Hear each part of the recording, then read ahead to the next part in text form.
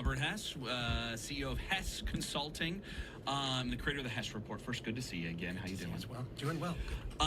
We just talked about everything getting more expensive. Healthcare is Yes. getting more expensive too, isn't it? And lots of things are getting more expensive. You know, as many folks know, there's federal legislation passed last year known as HR1, or the Big Beautiful Bill, which has a lot of implications for government-funded programs. So actually kind of piggybacking off of our most recent conversation about affordability, you know, there's a big impact just to SNAP benefits, which is supplemental nutrition assistance for families. In Arizona, about 457,000 people have lost SNAP benefits just this year, which is a 48% reduction. It's the largest one in the nation.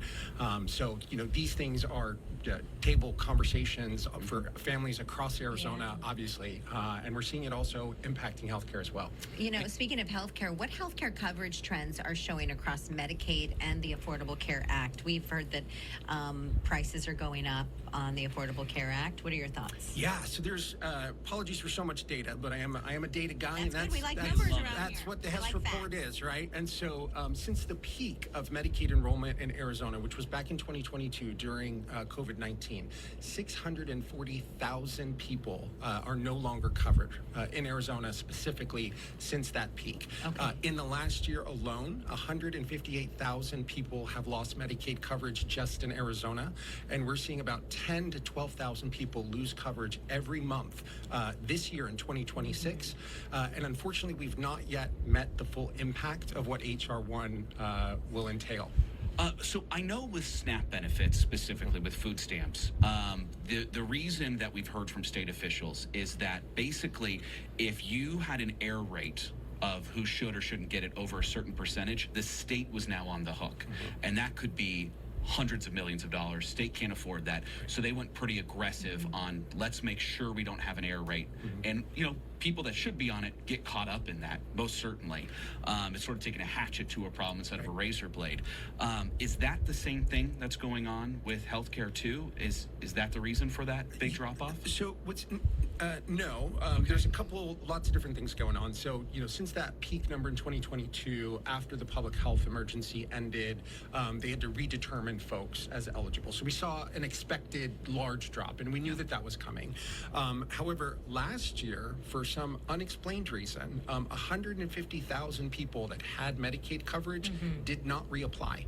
And in listening to the leadership of Medicaid here in Arizona, the only rationale that they were able to identify, you know, was just the messaging around HR1, and that folks didn't believe they would be eligible, therefore they didn't apply.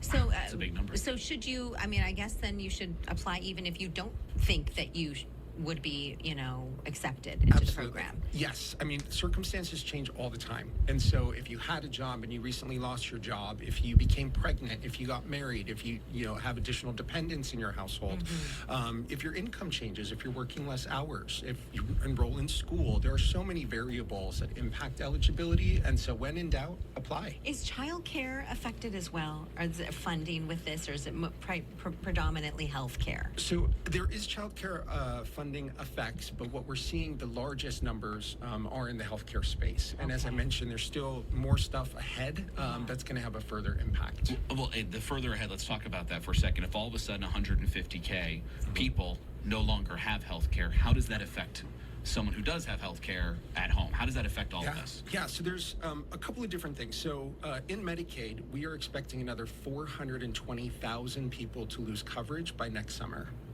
And that is driven by HR1 requiring us to renew eligibility every 6 months as opposed to every 12 months.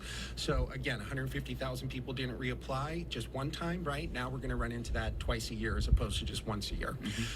Additionally, there are now known as work requirements or community engagement requirements, where folks will be required, in order to maintain coverage, they will have to either work, volunteer, or be in school 80 hours a month.